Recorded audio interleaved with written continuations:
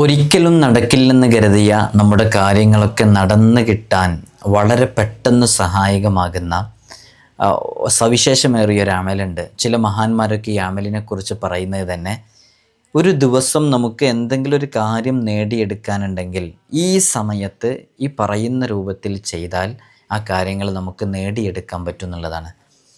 ഇത് നമുക്കൊക്കെ അറിയാവുന്നൊരു സൂറത്താണ്. ആ സൂറത്ത് ഒരു 3 തവണ പാരായണം ചെയ്ത് അള്ളാഹുവിനോട് ഇന്ന് നമ്മൾ ഇറങ്ങാൻ പോകുന്ന ആ വിഷയത്തിനെക്കുറിച്ച് ദുആ ചെയ്യുക എന്നുള്ളതാണ് അതിൻ്റെ ഒരു അമൽ. ഇതിൻ്റെ ഈ സമയത്തിനൊരു പ്രത്യേകതയുണ്ട്, ഈ ഒരു സൂറത്തിനൊരു പ്രത്യേകതയുണ്ട്. നമ്മൾ ആ ചെയ്യുന്നത് വളരെ പവർഫുള്ളാണ്. നല്ല അനുഭവം ഒരുപാട് ആളുകൾക്ക് ഫലം പരീക്ഷിച്ചറിഞ്ഞൊരു അമൽ കൂടെയാണ്. അപ്പോൾ നമുക്ക് നമ്മുടെ ജീവിതത്തിൽ അത് പകർത്തിയാൽ നല്ല റിസൾട്ട് ലഭിക്കും. ഇപ്പോൾ നമ്മുടെ മകന് ഇന്ന് എക്സാം ഉണ്ടെന്ന് വെക്കുക, അല്ലെങ്കിൽ വിദേശത്ത് പോയ മോന് നമ്മളോട് വിളിച്ചിട്ട് ഇന്ന് ഇൻ്റർവ്യൂ ഉണ്ടെന്ന് പറഞ്ഞു. എന്നാൽ അന്നത്തെ ദിവസം നമുക്കത് ചെയ്യാവുന്നതാണ്. അതേപോലെ തന്നെ കോടതിയിലോ മറ്റൊക്കെ എന്തെങ്കിലും കേസുകൾ നടക്കുന്ന സമയമാണെന്ന് സങ്കല്പിക്കാം, അത് ചെയ്യാവുന്നതാണ്. നല്ല ഫലം ലഭിക്കും എന്നുള്ളതാണ്. കുറേ സമയമൊന്നും വേണ്ടത് ചെയ്തു തീർക്കാനും വളരെ പെട്ടെന്ന് തന്നെ ചെയ്തു തീർക്കാനും പറ്റും. എപ്പോഴും നമ്മൾ നമ്മുടെ വിഷയങ്ങളൊക്കെ റബ്ബിനെ തവക്കുലാക്കി റബ്ബിൽ ഏൽപ്പിച്ച് നമ്മളിങ്ങനെ ചെയ്യുകയാണെന്നുണ്ടെങ്കിലും ഒക്കെ വളരെ പെട്ടെന്ന് റിസൾട്ട് ലഭിക്കാൻ കാരണമാകും എന്നുള്ളതാണ്. നമ്മുടെ ജീവിതത്തിൽ നമുക്ക് പതിവാക്കാനുള്ള തൗഫീഖ് നൽകി അനുഗ്രഹിക്കുമാറാകട്ടെ. ഒരുപാട് വിഷയങ്ങൾ നമ്മളിങ്ങനെ വീഡിയോയിലൊക്കെ പറയുമ്പോൾ എത്രയോ ആളുകൾ അത് ചെയ്യുന്നു, അവർക്ക് റിസൾട്ട് ലഭിക്കുന്നു. അതൊക്കെ നമ്മുടെ ഒരു മഹത്വം കൊണ്ടല്ല, നമ്മളെപ്പോഴും അത് പറയാറുണ്ട്.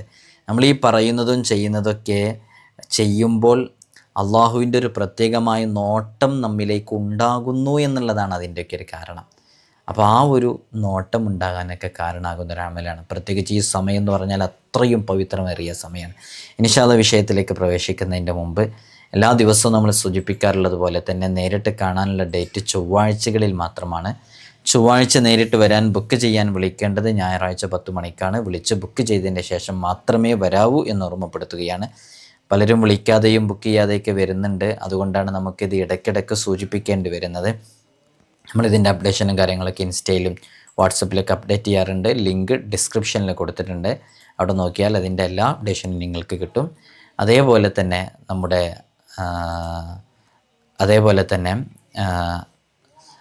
തന്നെ നമ്മുടെ ദർസിലേക്കുള്ള അഡ്മിഷൻ ആരംഭിച്ചിട്ടുണ്ട്. കഴിഞ്ഞ വർഷമൊക്കെ നമ്മുടെ ദർസിലേക്ക് ഒരുപാട് ആളുകൾ അഡ്മിഷന് വേണ്ടി വന്നിട്ടുണ്ടായിരുന്നു.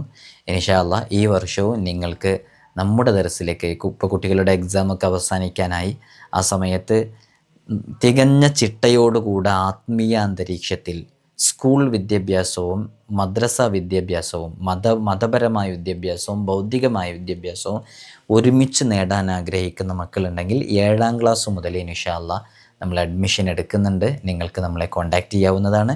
ഇപ്പോഴും നമ്മളെ മക്കളൊക്കെ ഇവിടെ പഠിച്ചുകൊണ്ടിരിക്കുന്ന മക്കളെയൊക്കെ നിങ്ങളിൽ പലരും പല സന്ദർഭങ്ങളിലും കണ്ടവരാണ്.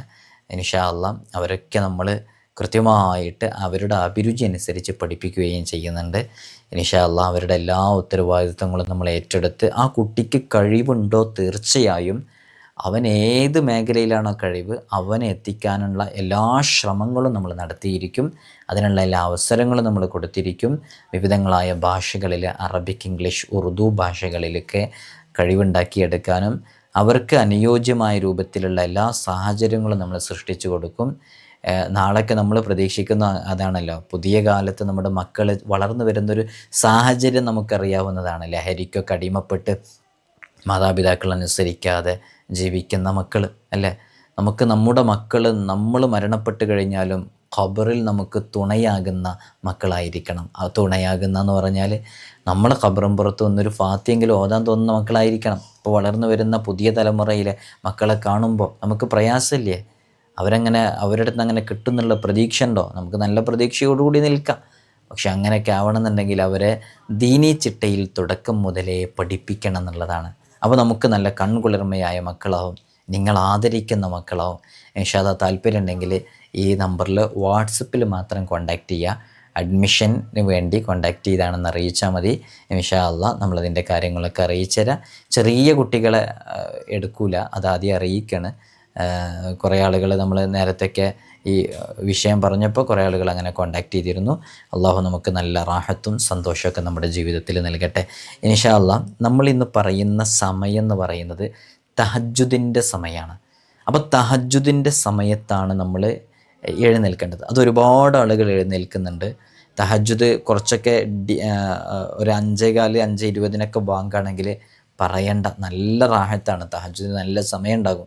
നേരെ മറിച്ച് 4:30 4:40 ആവുന്ന സമയത്താണെങ്കിൽ കുറച്ചും കൂടി നേരത്തെ എഴുന്നേൽക്കണ്ടേ. എന്നാലും അങ്ങനെയുള്ള സമയങ്ങളൊക്കെ കണക്കിലെടുത്ത് നമുക്ക് ചെയ്യാവുന്ന ഒരു അമലാണ് തഹജ്ജുദിൻ്റെ സമയം എന്ന് പറഞ്ഞാൽ. അത് വലിയ പവിത്രതയുള്ളൊരു സമയമാണ്. ഞാനൊരൊറ്റ ഉദാഹരണം പറഞ്ഞുതരാം. ഇമാം അബൂ ഹനീഫ റളിയല്ലാഹു അൻഹു, നമ്മൾക്ക് നല്ല ആത്മാർത്ഥതയും കൂടെ വേണം. ഇമാം അബൂ ഹനീഫ റളിയല്ലാഹു അൻഹു മദ്ഹബിൻ്റെ ഇമാമാണല്ലോ. മഹാനവറുകൾ രാത്രിയിൽ പകുതി നേരം എഴുന്നേറ്റ് നിസ്കരിക്കാറുണ്ടായിരുന്നു.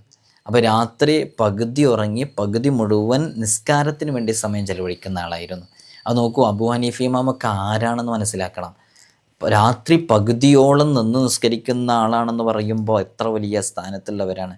അപ്പോൾ മഹാനായ അബൂ ഹനീഫ ഇമാമ് ഒരു വഴിയിലൂടെ ഇങ്ങനെ നടന്നു പോവാണ്. അങ്ങനെ നടന്നു പോകുന്ന സമയത്ത് ഒരാളിങ്ങനെ മറ്റൊരാളോട് സ്വകാര്യം പറയുന്നത് കേട്ടു. എന്താ പറയുന്നത്? ആ പോകുന്ന ആളുണ്ടല്ലോ, ആ ഇമാം അവർകൾ രാത്രി മുഴുവൻ നിന്ന് നിസ്കരിക്കുന്ന ആളാണ്. അങ്ങനെ നിസ്കരിക്കുക മാത്രമല്ല, അതങ്ങനെ ദായിമായി പതിവാക്കി കൊണ്ട് നടക്കുന്നവരുമാണ് എന്നുള്ളത്. ഇത് കേട്ടപ്പോൾ മഹാനവറുകൾ പിന്നീടുള്ള എല്ലാ ദിവസവും രാത്രി മുഴുവനും നിന്ന് നിസ്കരിക്കാൻ തുടങ്ങി. ഞാൻ ആ പോയിൻ്റ് നമുക്കൊരു ഇൻസ്പിറേഷൻ ആവാൻ വേണ്ടി പറയുകയാണ്. പിന്നീടുള്ള എല്ലാ ദിവസങ്ങളിലും രാത്രി മുഴുവനും നിന്ന് നിസ്കരിക്കാൻ തുടങ്ങി. എന്താ കാരണം എന്ന് ഞാൻ പറയുന്നതിന് മുമ്പ് മനസ്സിലായവരുണ്ടോ? ഒന്ന് എഴുതി അറിയിക്കണേ. എന്താ കാരണം എന്നറിയോ? മഹാനായ ഇമാം അബൂ ഹനീഫ റളിയല്ലാഹു അൻഹു ഇങ്ങനെ നടന്നു പോകുന്ന സമയത്ത് പകല് പകുതി നിസ്കരിക്കുന്ന ഇമാം അവർകളെക്കുറിച്ച് രാത്രി മുഴുവനും നിസ്കരിക്കുന്നുണ്ടെന്ന് പറഞ്ഞപ്പോൾ മഹാനരായ അബൂ ഹനീഫ ഇമാമിന് വല്ലാത്ത പേടി. എനിക്കില്ലാത്ത, എന്നെക്കൊണ്ട് ആളുകൾ പുകഴ്ത്തുന്നത് എനിക്കില്ലാത്തൊരു നന്മ കൊണ്ടാണ്. അങ്ങനെ പുകഴ്ത്തുന്നത് എനിക്കിഷ്ടമില്ല. അപ്പോൾ ആളുകളൊക്കെ എന്നെക്കുറിച്ച് അങ്ങനെയല്ലേ മനസ്സിലാക്കുന്നത്, എനിക്കില്ലാത്ത കാര്യം പുകഴ്ത്തണ്ടെന്ന് പറഞ്ഞിട്ട് മഹാനവറുകൾ പിന്നീട് രാത്രി മുഴുവനും നിസ്കരിക്കാൻ തുടങ്ങി എന്നുള്ളതാണ്. ഈ മഹാനായ അബൂ ഹനീഫ ഇമാമിനൊക്കെ ഉറങ്ങാൻ പായ പോലും ഉണ്ടായിരുന്നില്ല എന്ന് റിപ്പോർട്ടുകളിലൊക്കെ വന്നിട്ടുണ്ട്. നമ്മുടെ സുഖസൗകര്യങ്ങളൊക്കെ ഒന്ന് ആലോചിച്ച് നോക്കൂ. മദ്ഹബിൻ്റെ ഇമാമല്ലേ അബൂ ഹനീഫ ഇമാമിന് കിടന്നുറങ്ങാൻ ഒരു പായ പോലും ഇല്ലാതെ കിടന്നുറങ്ങിയിരുന്നത്. നമുക്കൊരു ഫാൻ ഇല്ലാണ്ട് ഉറങ്ങാൻ പറ്റുമോ? എയർ കണ്ടീഷൻ AC ഇല്ലാണ്ട് ഉറങ്ങാൻ പറ്റുമോ? അള്ളാഹു നമുക്കൊക്കെ ഇഖ്ലാസ് വരട്ടെ എന്നാണ്. ഇനി ഞാൻ ഈ തഹജ്ജുദിൻ്റെ സമയത്ത് എഴുന്നേറ്റ് ഈ ചെയ്യാൻ പറയുന്ന ഈ കാര്യങ്ങൾ ചെയ്യുന്നതിൻ്റെ മുമ്പ് തഹജ്ജുദിൻ്റെ സമയത്ത് ഇതുവരെ എഴുന്നേൽക്കാത്ത, ഇങ്ങനെ പതിവില്ലാത്ത ആരെങ്കിലും ഉണ്ടെങ്കിൽ അവർക്കൊരു മോട്ടിവേഷൻ ആവാൻ വേണ്ടി ഒരു ഒറ്റ വാക്യവും കൂടെ പറഞ്ഞിട്ട് ഞാൻ അമലിലേക്ക് പ്രവേശിക്കാം. എന്താണെന്നറിയോ? ഇമാം ഹസൻ റളിയല്ലാഹു അൻഹു പറയുന്നുണ്ട്, മനുഷ്യൻ വല്ല പാപവും ചെയ്തു കഴിഞ്ഞാൽ അയാൾക്ക് രാത്രി എഴുന്നേറ്റ് നിസ്കരിക്കാൻ കഴിയാതെ വരുന്നു. വല്ല പാപവും ചെയ്താൽ രാത്രി എഴുന്നേറ്റ് നിസ്കരിക്കാൻ കഴിയാതെ വരുന്നു. അതേപോലെ തന്നെ മഹാനരായ ഫുളൈൽ റളിയല്ലാഹു അൻഹു പറയുന്നുണ്ട്, രാത്രി എഴുന്നേറ്റ് നിസ്കരിക്കാനും പകൽ നോമ്പനുഷ്ഠിക്കാനും നിനക്ക് കഴിയുന്നില്ലെങ്കിൽ നീ കൃത്യമായിട്ട് മനസ്സിലാക്കിക്കൊള്ളുക, നിനക്ക് ഇത്തരം പുണ്യകർമ്മങ്ങൾ ചെയ്യാൻ സാധിക്കാതെ വരുന്നത് നിൻ്റെ പാപത്തിൻ്റെ വർധനവ് കൊണ്ടാണ്. നിങ്ങളൊന്ന് ആലോചിച്ച് നോക്കൂ. നമ്മൾ ചെയ്യുന്ന ദോഷങ്ങൾ കാരണമായിട്ടാണ് നമുക്ക് ചെയ്യാൻ പറ്റാത്തത്. ഇനി നമ്മൾ നമ്മുടെ സ്വന്തം കാര്യത്തിലേക്ക് എത്തുക. നമുക്കിതൊക്കെ ചെയ്യാൻ പറ്റാത്തത് നമ്മുടെ ദോഷങ്ങൾ കാരണമായിട്ടല്ലേ തഹജ്ജുദ് നിസ്കരിക്കാൻ എഴുന്നേൽക്കാൻ പറ്റാത്തത്? ഈ റമളാൻ അല്ലാത്ത മാസങ്ങളിലൊക്കെ, നോമ്പ് മാസങ്ങളിലൊക്കെ എടുക്കുന്നവരുണ്ടല്ലോ, എടുക്കാൻ കഴിയാത്തത് നമുക്കിങ്ങനെ ചെയ്യാൻ പറ്റാത്തത് കൊണ്ടല്ലേ? അർശിന് താഴെ ഒരു മലക്കുണ്ട് എന്നുള്ള വിവരം ഒരു വലിയ മഹാന് കിട്ടുകയും രാത്രി ആദ്യത്തെ 1/3 ഭാഗം കഴിഞ്ഞാൽ ആ മലക്ക് വിളിച്ചു പറയും, എഴുന്നേറ്റുകൊള്ളുക. ആരൊക്കെ എഴുന്നേറ്റുകൊള്ളുന്നത്? അവർ അർദ്ധരാത്രി കഴിഞ്ഞാൽ ആ മലക്ക് വിളിച്ചു പറയും, അധ്വാനശീലരൊക്കെ എഴുന്നേറ്റുകൊള്ളുക. ആദ്യം രാത്രി 1/3 ഭാഗം കഴിഞ്ഞാൽ ഉണർന്നവരൊക്കെ എഴുന്നേറ്റുകൊള്ളുക എന്ന് പറയാം. രണ്ടാമത്തെ കഴിഞ്ഞാൽ അധ്വാനശീലരൊക്കെ എഴുന്നേറ്റുകൊള്ളുക എന്ന്. 2/3 ഭാഗം കഴിഞ്ഞാൽ മലക്ക് വിളിച്ചു പറയും, നിസ്കാരക്കാരൊക്കെ എഴുന്നേറ്റുകൊള്ളുക എന്ന്.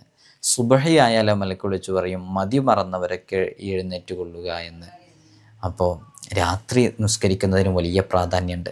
നമ്മളീ പറയുന്ന അമൽ എന്താണെന്ന് ചോദിച്ചാൽ, നിങ്ങൾ ഏത് വിഷയങ്ങളിലേക്ക് ഇറങ്ങുകയാണെങ്കിലും അന്നത്തെ ദിവസം രാത്രി എഴുന്നേറ്റ് വളരെ ആത്മാർത്ഥമായിട്ട് നമ്മൾ സൂറത്തു യാസീൻ 3 തവണ ഒരു ഇരുത്തത്തിലിരുന്ന് അങ്ങനെ ഓതുക. മനസ്സിലായോ? സൂറത്തു യാസീൻ ഒരു ഇരുത്തത്തിലിരുന്ന് തഹജ്ജുദ് നിസ്കാരത്തിന് ശേഷം അങ്ങനെ ഓതുക.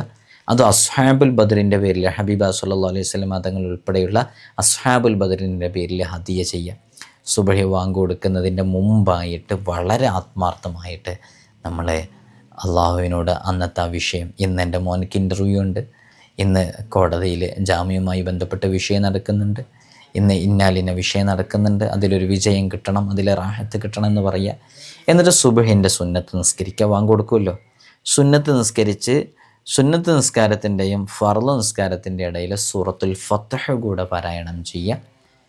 ഈ സുബഹി നിസ്കാരം കഴിഞ്ഞിട്ട് യാ ഫത്താഹു യാ അല്ലാ എന്നുള്ളത് 489 തവണയും ചൊല്ലുക.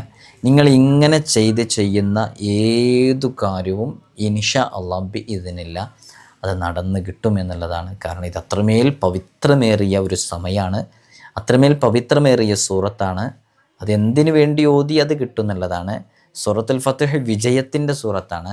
യാ ഫത്താഹു യാ അല്ലാ എന്നുള്ളത് അതിൻ്റെ അക്ഷരസംഖ്യ എന്ന് പറയുന്ന 489 തവണ ചൊല്ലുന്നത്, അത് അക്ഷരസംഖ്യയോളം ചൊല്ലുന്നത്, അത് വളരെ പെട്ടെന്ന് നമുക്ക് വിജയം കിട്ടാൻ കാരണമാകുന്നതാണ്. എല്ലാം കൂടെ ഒരുമിച്ച് കൂടിയതാണ്. അള്ളാഹു നമുക്ക് തൗഫീഖ് നൽകി അനുഗ്രഹിക്കുമാറാകട്ടെ. നിങ്ങൾക്ക്, എനിക്കും എൻ്റെ കുടുംബത്തിനും ഉമ്മ ഉപ്പ ഉൾപ്പെടെയുള്ളവർക്കൊക്കെ വേണ്ടി പ്രത്യേകം ദുആ ചെയ്യണമെന്ന വസിയ്യത്ത് ചെയ്യുകയാണ്. അള്ളാഹു നമുക്കെല്ലാ വിഷയത്തിലും നല്ല റാഹത്തും സന്തോഷമൊക്കെ നൽകി അനുഗ്രഹിക്കുമാറാകട്ടെ. ഇൻഷാ അല്ലാഹ് എല്ലാ ദിവസവും സൂചിപ്പിക്കാറുള്ളത് പോലെ തന്നെ 5 വഖത്ത് ഫർള് നിസ്കാരം ഖളാ ആകുന്ന സാഹചര്യം നമ്മുടെ ജീവിതത്തിൽ ഉണ്ടാകരുത്. മറ്റുള്ളവരുടെ ഗീബത്ത് പറയരുത്, നമീമത്ത് പറയരുത്. നല്ല സമയങ്ങളൊക്കെ കൃത്യമായിട്ട് ഉപയോഗപ്പെടുത്തുക. നമ്മുടെ മനസ്സിൽ ഒരാളോടും വെറുപ്പുണ്ടാകാതിരിക്കാൻ വേണ്ടി നമ്മൾ ശ്രദ്ധിക്കുക. അല്ലാഹു തൗഫീഖ് നൽകട്ടെ. അസ്സലാമു അലൈക്കും വറഹ്മത്തുള്ളാഹി.